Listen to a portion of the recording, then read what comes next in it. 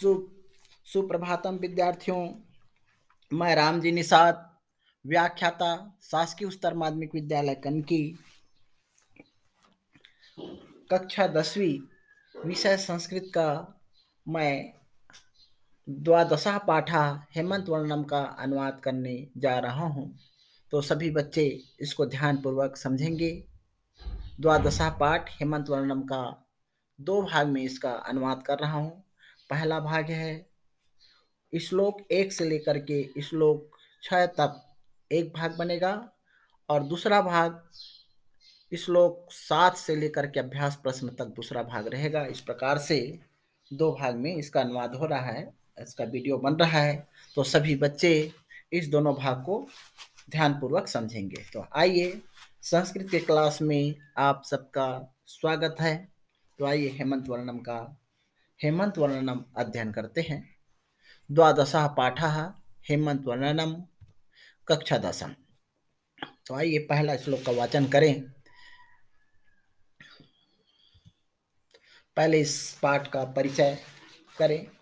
संस्कृत साहित्य में प्रायः कविगण ऋतुओं का वर्णन करते हैं, किंतु हेमंत वर्णन उन्हें अधिक नहीं रुचता। आदि कवि माने वाल्मीकि, आदि कवि इसके अपवाद हैं। उन्होंने सरल मधुर शैली में इस ऋतु का मोहक वर्णन किया है। प्रस्तुत पद्यांश वाल्मीकि रामायण के अरण्यकांड से उद्धृत है। तो आइए पहला श्लोक का अनुवाद करते हैं। पहला श्लोक पहले वाचन करें। अयं स कालः संप्राप्तः प्रियो यस्ते प्रियं वद, अलंकृत इवा भाति एन संवत्सरः शुभः। एक बार और वाचन करें। अयं स कालः संप्राप्तः प्रियो यस्ते प्रियं वद, अलंकृत इवा भाति एन संवत्सरः शुभः। अब अन्वय करें। अन्वय प्रियं वद यह ते प्रियः सह कालः संप्राप्तः एन अयं शुभम संवत्सरः अलंकृत इव भाति। शब्दार्थ देखें। सब संप्राप्ता आ गया, प्राप्त हो गया। प्रियम वद मधुर भाषी, अलंकृत सजा हुआ, अभाथी माने सुशोभित होता है, संवत्सर माने वर्ष। व्याकरण यस्ते यह धन ते, यहाँ पर विसर्ग संधि है। अनुवाद देखें। प्रियम वद माने हे मधुर भाषी लक्ष्मण, यह ते प्रियः जो तुम्हें प्रिय है, सह काला संप्राप्ता, सह माने वह, काल माने समय, संप्राप्ता माने आ गया है। जो तुम्हें प्रिय है वह समय आ गया है। हे मधुर भाषी लक्ष्मण, जो तुम्हें प्रिय है वह समय आ गया है। एन जिसके कारण या जिससे, अयम यह शुभ, संवत्सर माने वर्ष, अलंकृत माने सजे हुए के भांति, सुशोभित हो रहा है, जिसके कारण से, एन अयम शुभ संवत्सर अलंकृत एव भांति, जिसके कारण से शुभ संवत्सर, शुभ वर्ष सजे हुए के भांति सुशोभित हो रहा है। एक बार और अनुवाद देखें। हे मधुर भाषी लक्ष्मण, जो तुम्हें प्रिय है वह समय आ गया है, जिसके कारण शुभ वर्ष सजे हुए के भांति सुशोभित हो रहा है। तो इस प्रकार अनुवाद देखें।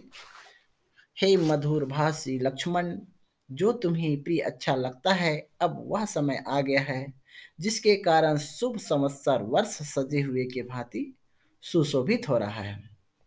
आइए दूसरा श्लोक का वाचन करें। पहले इस श्लोक का प्रश्न उत्तर है।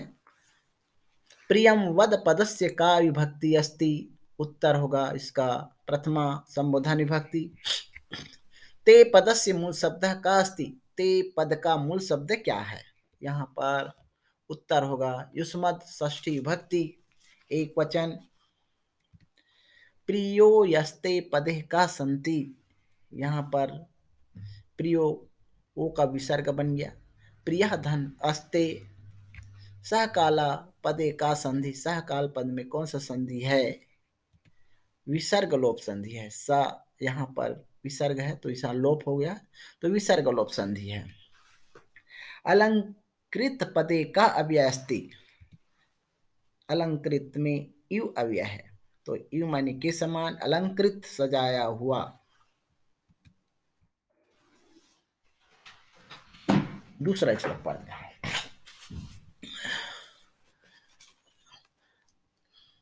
निहार परुषो लोकः पृथ्वी सस्यशालिनी जलान्यु जलान्युनुपभोग्यानि सुभगो हव्यवाहनः। एक बार और पढ़े। निहार परोसो लोकः पृथ्वी सस्यशालिनी जलान्युनुपभोग्यानि सुभगो हव्यवाहनः। अन्वय करें। हेमंते लोकः निहार परुषः जायते पृथ्वी सस्यं शालिनी जायते जलानि अनुपभोग्यानि जायते हव्यवाहना सुभगः जायते। इसका व्याकरण देखिए। निहार परुषः ओस के कारण कठोर रूखा दृढ़, लोकः जगत, सस्यम शालिनी खेत में खड़ी अनाजों के फसल, जलानी माने जल, प्रथमा विभक्ति बहुवचन है यहाँ पर, विभिन्न स्रोतों के जल, हव्यवहना माने हव्यवहान माने अग्नि होता है। यहाँ संधि विच्छेद करें। जलान्य जलान्यनुपभोग्यानि जलानी धन अनुपभोग्यानि, जलानी के प्रथम पद के अंतिम में ईश्वर है और अनुपभोग्यानि के प्रारंभ में अस्वर है। तो ई का अगर ई का यह हो जाता है यन स्वर संधि में, इस प्रकार से जलानी ई का यह बना, तो ये यन स्वर संधि हुआ। समास देखें। निहार परुषः, निहारेन परुषः तृतीया तत्पुरुष समास है। सस्य शालिनी, सस्यः शालिनी तृतीया तत्पुरुष समास है। हव्यवहना, हव्यम वह्यतिथि उपपद तत्पुरुष समास। सुभग, सुष्ठु भग्यम सुष्ठु भगम यस्य स बहुब्री समास। अन्वय, अनुवाद करते हैं। अन्वय करके। हेमंते लोका निहार परुषः जायते पृथ्वी सस्यशालिनी जायते जलानि अनुपभोग्यानि जायते हव्यवहना सुभगः जायते। आइए अनुवाद करें इसका। हेमंते शीत ऋतु में, लोका माने संसार, निहार परुषा अकड़ सा गया है। शीत से हेमंत ऋतु में संसार अकड़ सा गया है। पृथ्वी सस्यशालिनी माने हरी भरी, धन धान्य से परिपूर्ण, धन धान्य से परिपूर्ण। पृथ्वी धन धान्य से परिपूर्ण हो गया है। पृथ्वी धन धान्य से परिपूर्ण हो गई है। जलानी अनुपभोग्यानी, जल का उपयोग अरुचिकर हो गया, जल का उपयोग करने नहीं चाहते हैं। हव्यवहना सुभगः जायते, और अग्नि अच्छा लगने लगा है। सुभगा माने अच्छा लगने लगा है। तो इस प्रकार से स्थित से संसार अकड़ सा गया है। पृथ्वी धन धान्य से परिपूर्ण हो गया है। जल का उपयोग अरुचिकर एवं अग्नि अच्छा लगने लगा है। आइए इसका अनुवाद देखें। शीत से संसार अकड़ सा गया है। पृथ्वी धान्य से परिपूर्ण हरी भरी हो। जल का उपयोग अरुचिकर अयोग्य, अग्नि का उपयोग अच्छा लगने लगा है। तीसरा श्लोक। सेवमाने दृढ़म सूर्ये दिस्मन्तक सेविताम विहीन तिल के विस्त्री नोत्रादिक प्रकाशते। एक बार और देखिए। सेवमाने दृढ़म सूर्ये दिस्मन्तक सेविताम विहीन तिल के विस्त्री नोतराधिक प्रकाशते।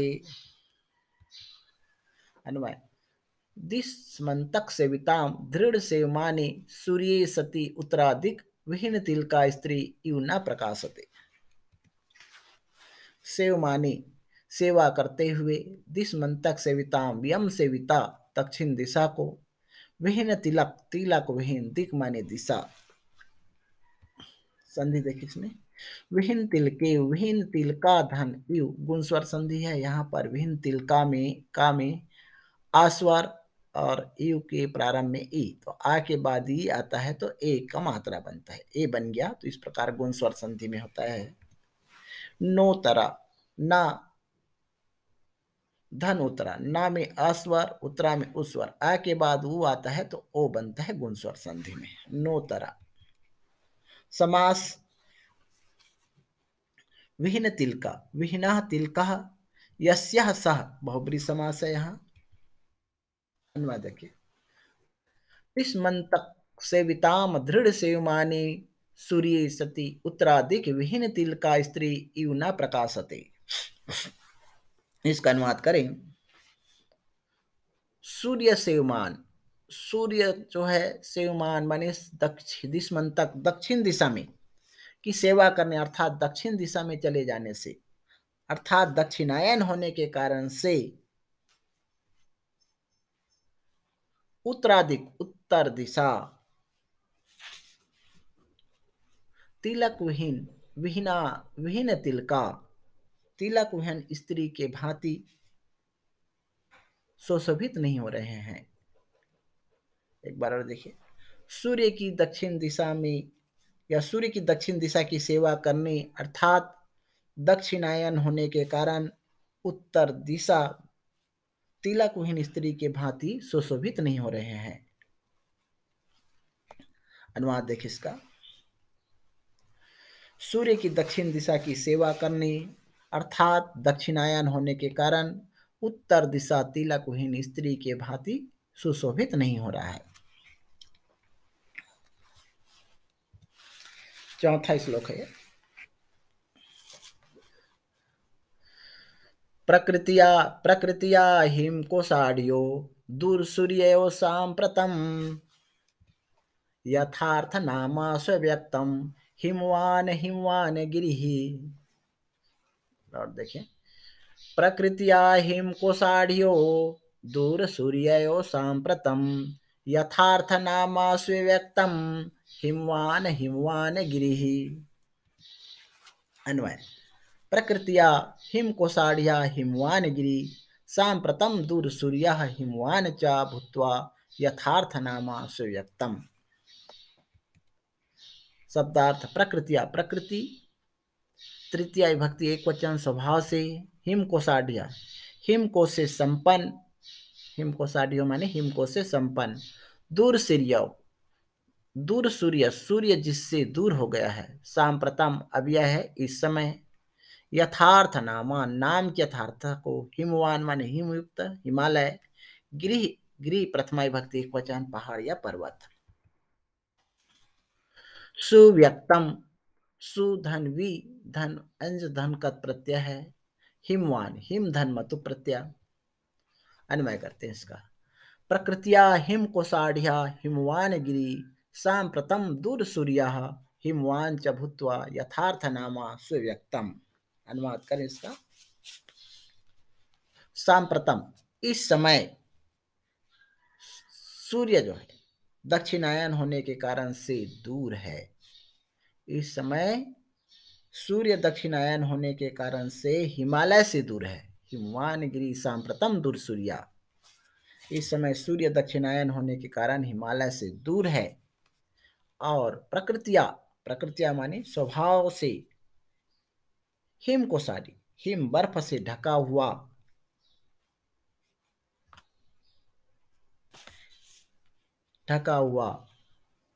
हिमालय हिम से युक्त हुआ, हिमालय हिम से युक्त हुआ, यथार्थना हिमवांचा भूत्वा यथार्थ नामा सुव्यक्तम, और अच्छी तरह अपने हिमालय नाम को चरितार्थ कर रहा है।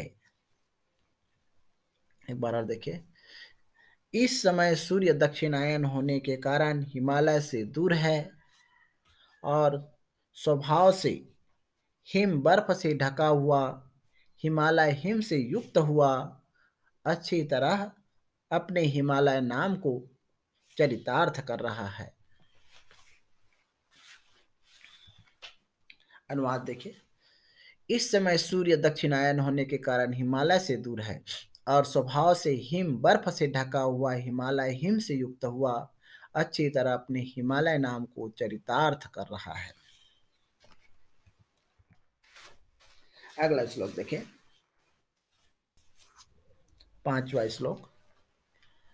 अत्यंत सुख संचारा मध्याह्ने स्पृशता सुखः दिवसा शुभगादित्यास छाया सलिल दुर्भगा। बराबर उच्चारण करें। अत्यंत सुख संचारा मध्याह्ने स्पृशता सुखा दिवसा शुभगादित्याश्च छाया सलिल दुर्भगाः। अन्वय। दिवसा अत्यंत सुख संचारा मध्याह्ने स्पृशतः सुखा भवन्ति आदित्यः शुभगा छाया सलिल च दुर्भगा भवन्ति। शब्दार्थ देखिए, अत्यंत सुख संचारा, अत्यंत सुख का संचार करने वाला, स्पृशतः स्पर्श से, आदित्य सूर्य की किरणें, सलिल माने जल, दुर्भगा माने अभागे, सुभगा माने भाग्यशालिनी स्त्री, शुभगादित्य दित्या छाया सलिल, शुभगादित्य स्व का विसर्ग बन गया यहाँ पर, तो इसलिए यहाँ विसर्ग संधि है, छाया सलिल। शुभगादित्य, शुभगा आदित्य कर्मधारा समास है, इसमें पहला पद विशेषण और दूसरा पद विशेष्य है। सुख संचारा, सुख संचारा, सुखस्य संचारा, सुखस्य में षष्ठी भक्ति है, इसलिए यहां षष्ठी तत्पुरुष समास हो। अन्वय। दिवसा अत्यंत सुख संचारा मध्याह्ने स्पृशतः सुखा भवन्ति आदित्य शुभगा छाया सलिल च दुर्भगा भवन्ति। देखिए यहां पर मध्याह्ने, अब मध्याह्न दोपहर में सूर्य की किरणों का स्पर्श, स्पर्श सुख, अत्यंत सुख संचरा, स्पर्श एवं संचरण अत्यंत सुखद लगता है। अब मध्याह्न दोपहर में सूर्य की किरणों का स्पर्श एवं संचरण करना अत्यंत सुखद लगता है। आदित्य सुभगा, सूर्य के कारण, दिवसा दिन सुंदर, सूर्य के कारण दिन सुंदर, छाया सलिलम च, और छाया और जल आदि का सेवन करना दुर्भगा अच्छा नहीं लगता है। सूर्य के कारण दिन सुंदर तथा छाया और जल आदि का सेवन करना अच्छा नहीं लगता है। एक बार और अनुवाद देखिए। अब मध्याह्न दोपहर में सूर्य की किरणों का स्पर्श एवं संचरण करना अत्यंत सुखद लगता है। सूर्य के कारण दिन सुंदर तथा छाया और जल का सेवन करना अच्छा नहीं लगता है। अनुवाद भी है यहाँ पर। अब मध्याह्न में दोपहर में सूर्य की किरणों का स्पर्श एवं संचरण करना अत्यंत सुखद लगता है। सूर्य के कारण दिन सुंदर तथा छाया जल आदि का सेवन करना अच्छा नहीं लगता है। 5वां श्लोक। 6वां श्लोक है। मृदु सूर्यासनिहारः पटु सीताः समाहतः शून्यारण्या हिमध्वस्ता दिवसा भान्ति सांप्रतम। एक बार और उच्चारण करें। मृदु सूर्याः सनिहारः पटु सीताः समाहतः शून्यारण्या हिमध्वस्ता दिवसा भान्ति सांप्रतम। अन्वय करें। सांप्रतम, सांप्रतम हिमध्वस्तः दिवसः मृदु सूर्यः दिवसः सनिहारः पटु शीतः शून्यारण्यः भान्ति। व्याकरण देखें। सनिहारः ओस के साथ, पटु शीतः शीतलता में आधिक्य, शून्यारण्य माने वीरान वन, हिमध्वस्ता माने हिमपात से,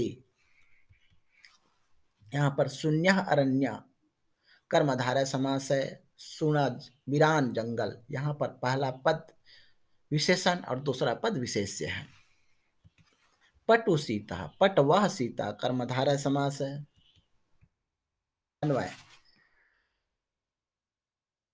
सांप्रतम हिमध्वस्ता दिवसा मृदु सूर्य दिवसा सनिहारः पटु सीता शून्यारण्य भान्ति। तो देखिए यहाँ पर सांप्रतम माने इस समय दिवसा मृदु सूर्य, दिन में सूर्य की कोमल किरणों से युक्त, इस समय दिन में सूर्य की कोमल किरणों से युक्त होने और ओस के साथ शीतलता में अधिकता तथा हिमपात से आहत वन वीरान सा दिखाई देता है। शून्यारण्य भांति, भांति माने दिखाई देता है, प्रतीत होता है। वन वीरान सा दिखाई देता है अर्थात प्रतीत होता है।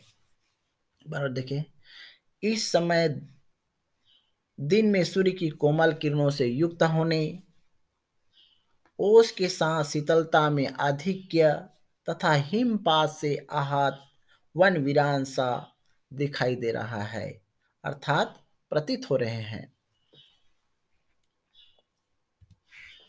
अनुवाद देखें, इस समय दिन में सूर्य की किरणें कोमल किरणों से युक्त होने, ओस के साथ शीतलता में अधिकता तथा हिमपात से आहत वन वीरान सा दिखाई दे रहे हैं।